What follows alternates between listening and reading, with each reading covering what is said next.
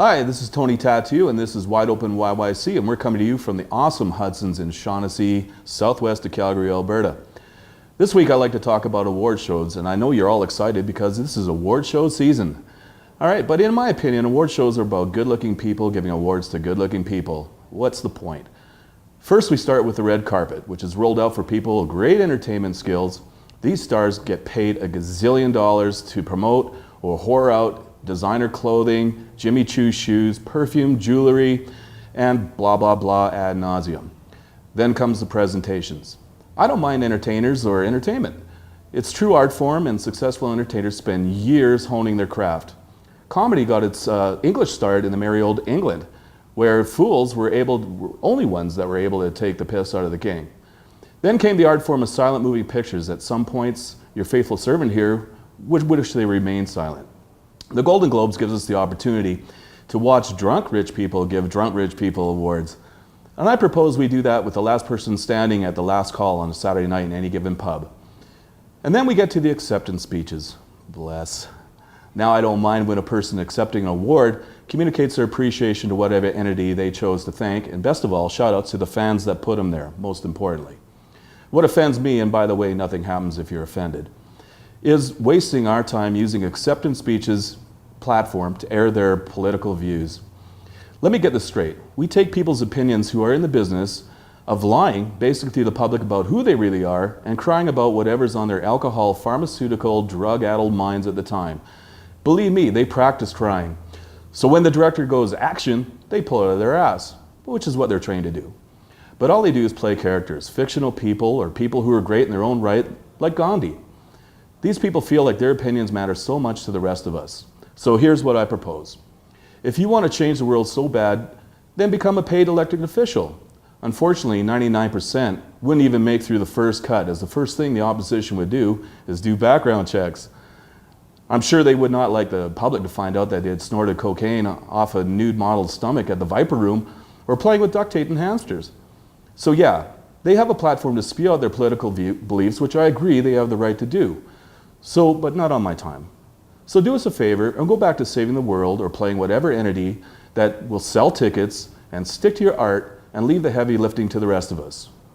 Well, that's it. We have a great show coming up for you today, and remember, subscribe to Wide Open YYC and let us know your thoughts.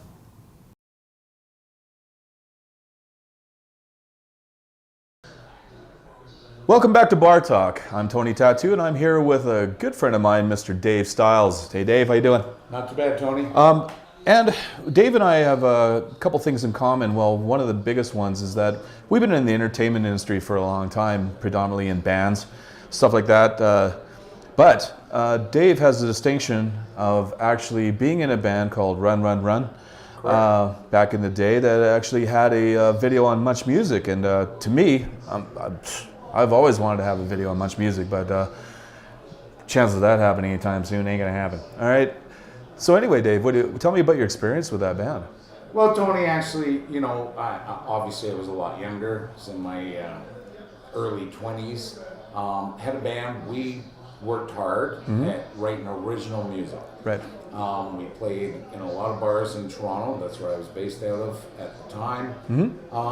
And we just worked hard at getting our name out there, playing our music, knowing people, finding people, getting names. We did everything ourselves. We managed ourselves. We produced ourselves. We recorded ourselves. Right. And we actually met a gentleman. Well, he was a kid at the time, same as us. Michael Borthwick, who was at a college in Toronto. Lost the name right now, but it was for producing videos and movie and what have you. Okay. As a project of his, we shot a video on 16 mil film, and he put it out as a school project of his. Actually won an award with CBC Canada, and Much Music picked it up. Excellent. And yeah, they started playing it, and we had been out there for a while in the bar scene and doing quite well. And yeah, it was a great tool. Excellent. I also noticed that I've actually seen the video myself, and I think it's a fantastic video. It's man, it was like basically what was going on back in the day, right? You also had a fairly good-looking model there who was playing the female part in the video. Well, that's a funny story because we were picked up by a production company, and one of the owners of the production company, Stacey Hayden, he at 19 was a lead guitarist, right, and actually toured with David Bowie on his Station to Station tour. Wow. And so he was well known. He had also produced an album by a punk band in Toronto that did Unreal. So he was known within the business. Right. Well, that woman that was in our video was his girlfriend. Okay. And that's how we got her to be in our video. But she was one of the original 20-minute workout girls. Really? Now, if anybody, you'd have to be 50 plus to remember this. Right. 20-minute workout was a city TV show where they had 3 girls on a pedestal that went around, and they had skimpy little suits on, and they just bent over and did exercises. But the camera was basically, it was anyways. Now, after all good things come to an end, I know in my own experience. After that, you still continued going on the road with bands. Yeah, and so worked with a number of large acts, like who? major acts. Def Leppard. I remember actually. Camp. Yeah, I remember you actually telling me a really funny story about Tom Petty. Tom Petty, yeah. Give me that one. It was at if anyone from Toronto or center of the universe, C&E, they had a grandstand show, and I was working at Ontario Place because we were running the forum for the bands there. But I also helped out at the C&E, and I was going across in my little golf cart. Right. And I saw everybody outside the gates, and all the workers and everything. They were all outside, and I thought, what the fuck are you guys doing out here? Like, you should be in there fucking doing your job. Right. So I'm driving by, and they're all sort of waving to me, and I go through, and I could hear the music happening. They were doing a sound check, and I'm putting along, and I got about 20 feet in front of the stage. Next thing, the band, all the music stopped. And I stopped myself, and I turned around and looked, and there's Tom Petty, and he's looking at me going, the fuck? So I got off the golf cart, and I ran to the room where our office was. Yeah.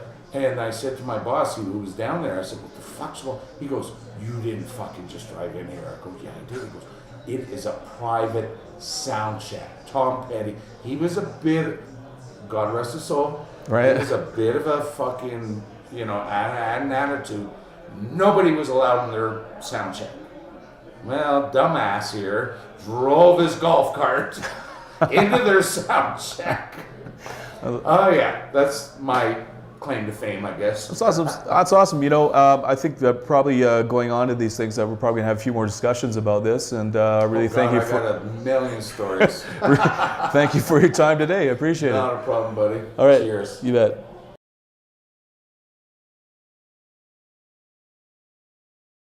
Hi there, this is Jamie Stern coming at you from Wide Open YYC, and this segment is No Limits. Once again, like I said, talking about the turn on and turn offs in the sack. And it's something that I like to talk about because I feel that a lot of people are embarrassed about talking about sex and what turns them on and what turns them off. I personally don't get embarrassed about talking about sex. Shauna Lee here is my best friend, and we've been through the ringer through the years, and so this is something that we're not embarrassed to talk about. And so if we can help you in any way, this is what the show is all about. So Shauna, how are you doing today? I'm wonderful. How are you? I'm wonderful. Good. And you're enjoying your beverage at Hudson's Pub today in Shaughnessy? Nice cold beer. Got my best friend. I'm happy as Good a clam. stuff. Got some great crew Speaking members of clam, here. Speaking of clam, Speaking of clam. let's get into it. So what is the one thing in the sack that turns you off the most? You got this guy, you're in the moment of lovemaking, everything is great, you're comfortable, the juices are flowing, feeling great, got Barry Manilow playing, and then he just does that one thing. And you're just like, nope, not gonna happen. I have to say I have 3. I'm just going to do the top Ooh, 3. 3. One is definitely teeth and breath. That's a big one for me. Ooh, I mean, you don't have to hygiene. have perfectly beautiful teeth and, just brush them once in a while, get all that plaque and whatever's growing on there. Another thing would probably be What kind of guys have you been dating? Well, in the past there have been a few. Okay. Another one is maintain, shave, keep it clean down there. Don't need to be swallowing pubic hairs. And my third one would be men, I'm sorry, but who shave their chests. Not a big fan of that. No, I'm all about no. natural. I'm all about natural hair. I mean, unless you're a gorilla and your back is covered and okay, you can wax that shit, obviously. Well, awesome. Well, nobody likes to fuck a porcupine, that's for sure. I No, mean, I was not much dating fun. this guy years ago, and those guys that go to the gym, good for you. Health is great. Go to the gym, eat right, love your body, awesome. But those guys that go to the gym right, and they shave their chest and their arms and their leg hair, and then, it's like you're sleeping with a Mr. Bubbles scrubby. They're like, oh, come on, let's get in the moment. No, I have a rash now. Yeah, and you just now rubbed when up you against put your me. head on It's their not chest, sexy. you got rug burn over No, your it's just face. not sexy. Please don't do it, okay? Yeah, and I'm stop doing speaking that, for every guys. girl out It's there. Just not- don't do it. Not attractive. Exactly. No. So, do you have a question for me? Okay, your biggest turnoff in the sack, and I already think I know what you're going to say, but Well, there's a few. I'm definitely about the hygiene. Like, if you've got bad breath, I'm out. It doesn't matter. You could look like Johnny Depp or any of the rocker guys that I like. You got bad breath, I'm out of there. So please, yeah. Other than that, I like a guy that's confident. Guys that are not confident, and it's definitely a thing. If you're with somebody new, you got the nerves. You're you you're feel experimenting insecure. your bodies Feel and insecure everything's new. You're sometimes, especially insecure. when you're with a hot chick and you're like nervous. Exactly, and you're nervous. I mean, alcohol helps for that, but I mean, you can't always be drunk when you're having sex, right? Like, let's be clear. Well, maybe sometimes. No, I'm just kidding. Anyway, no, I just a guy that's not confident is definitely a turnoff for me. I like a guy that knows what he's doing, he takes the reins, and he knows what he's doing. Yes. But that's just me. That's just me. So yeah, blowjobs. Are you into blowjobs? Do you like giving blowjobs? I do. I actually quite enjoy them, but Why do you enjoy them? Because you're good at them. Any girl that says they love blowjobs is because they're good at them. Well, I'm no slouch. I mean, 44 years old. You kind of learn a few things here and there along the way. I just like pleasuring him. I like him I get him worked up so that he can finish work it off. me up. It's like the big tap. It's like you said, you got to warm up the oven before you get the turkey in there. So Exactly. It kind of goes both ways that way. I think. No, I agree. I've heard you're pretty not so bad yourself. Well, when you have no comment, that'll be another show. We'll do that another Okay. show. All right. All right. Okay, so the same question I asked Dan, and you and I have actually talked about this prior. Circumcised penises versus uncircumcised. Okay. Now, my views on uncircumcised. I just didn't have a very good experience. So I'm not saying I think that someone that's uncircumcised is unattractive. No, I just didn't have a very good experience, okay? But I personally like them circumcised. Shauna Lee, what are your views? I prefer them circumcised. Yes, absolutely. They're cleaner, easier to take care of. However, on the upside, there have been a few along the way that were not circumcised, and I found it actually gave extra girth. You liked it. It actually gives that extra, Exactly. half an And inch I've of heard skin, that. and that's not such a bad thing as long as you maintain, take care of it, wash it regularly, all that good stuff, kind of like we have to do with our vaginas. Yeah, exactly. Nobody likes that. It's maintenance, but I mean, I prefer, obviously, same as you, I prefer circumcised, but if they're not, then I can live with it. See, for me, the reason why the whole thing is because I don't know what to do with it. It's like a kid. You know those toys that used to slide out of your hands? That Hans Christian toys. Yeah, I'm old. Right, and you're like, oh, it keeps falling. You don't know what to do with it. It's like a cat kneeling on a blanket. I don't know what to do with that extra skin, right? And it's just a matter of, I know what I do with a circumcised one, but an uncircumcised one, I'm like, not sure what to do what with am I all that doing extra here? stuff. I don't know what to do. What Like, do you do with where's it? the handbook? I'm like trying to do my stuff, looking at the handbook. I don't know what I'm doing here. So anyway, no, that's good. You know, it's just It's a something I preference. wanted to know. It's not something that I would rule out of dating someone. No, if they obviously not. Obviously not. Obviously, it's not high up on the priority list for the most part. Kegels. Do you Kegels. regularly do your Kegel exercises? Make that pussy tight? Sorry, it is no limit. So we need subscribers, and the raunchier the better. I do have a nice sized dildo and a back massager Good. at home that works absolute wonders Good. for those muscles. Yes, and what do you do for your Kegels? I do Kegels all the time. I think it's healthy for your body, and why Yes. not? I mean, I've never had children, but I think for women that have had children, definitely go for it. Kegel away. Yeah, definitely. You gotta keep that shit tight. Man, definitely. You gotta keep definitely. that. No man wants a floppy pussy. No, you know, and I'm sorry for any starfishes out there that, you know, like I don't get it. But anyway, my last question is that, you know, we have a few segments, you know, to come in the future, so we have lots to talk about in terms of sex. Yes. But my last question here, and we'll wrap this up, is G-spot. Have you ever had a G-spot orgasm? Like the squirting, for people that don't know what that means? G-spot on the outside, yes. As far as like peeing the bed, no. I've never actually. You can have a G-spot on the outside? Yes. Oh, absolutely. I thought Like the where G-spot was your in- legs go like completely numb and you can't like feel anything but. I thought that was just like a normal orgasm, though. Well, it is, but I thought the G-spot is when you put your fingers in and you there's go to one. the left Yeah, and you feel the little acorn. there's one up in there, but there's also the man on the boat. Oh, On the outside, the the man in the canoe. the man in the canoe on the outside. That can definitely cause some major damage too. But have I peed the bed? See, I have some friends out there that they literally saturate the bed, and you know who you are when you watch this. Yeah, you but, do. it's like wring out the mattress. So, you know. And the pillows. Yeah, you know, Yeah. so, you know, a lot of guys You? have told me, I've tried, trust me. I've had guys You've never try, I've like tried on my own. peed the bed, like Never. absolutely like made a Never. mess. And I want to, trust me. I want to see, like, those girls look like they're going in convulsions. I'm like, I want to I've experience tried. this. I don't know. They're Maybe like we going need- nuts. It's like a freaking different like entity. in Maybe them, that's like a yoga class we can take. Well, I want to learn. If somebody out there knows how to squirt We class, need your opinions and your comments, and if you know anywhere there, you can actually learn how to do that. It's kind of like a pole dancing class, but we want to know how I to want to squirt learn the how to bed. squirt. So someone please teach me. Yes. Okay. Other than that, is there any other questions you'd like to ask me before we wrap this up? One. Oh, I knew there was going to be one. What are your thoughts on butt plugs? I know why she's asking this. And, What are your thoughts on butt plugs?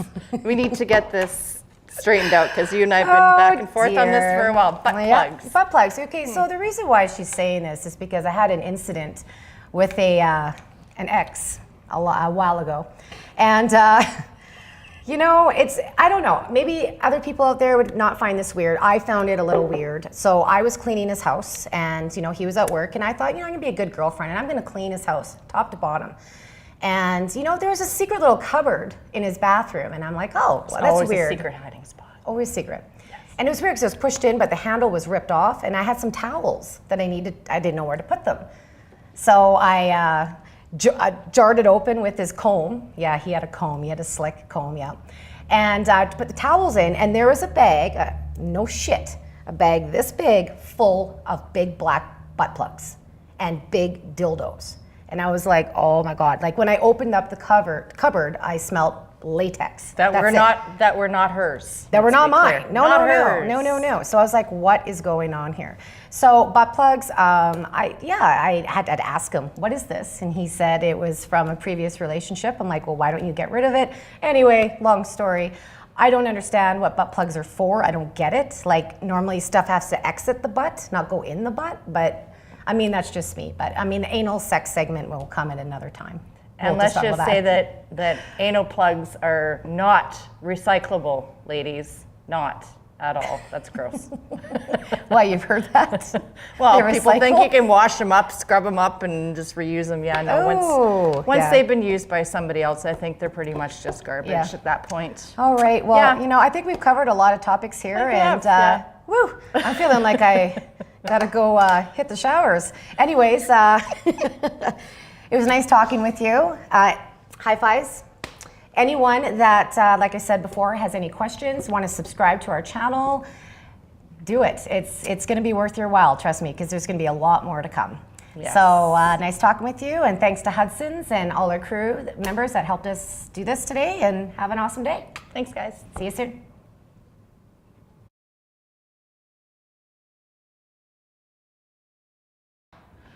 Hey, this is Dan, and here's my rant for this week. I've noticed some weird similarities between a couple people's arguments on two major issues that are affecting the populace right now, and I gotta agree. We gotta ban the big scary ones are really the ones that are doing the damage. It's not. I know the little ones are used and are more susceptible to being involved in fatalities, but the big ones are really the scary ones that are more dangerous on day-to-day basis. So that's why we got to get rid of them.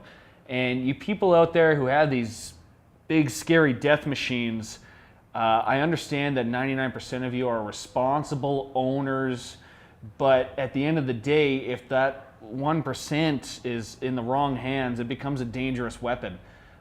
Am I talking about assault rifles, or am I talking about pit bulls?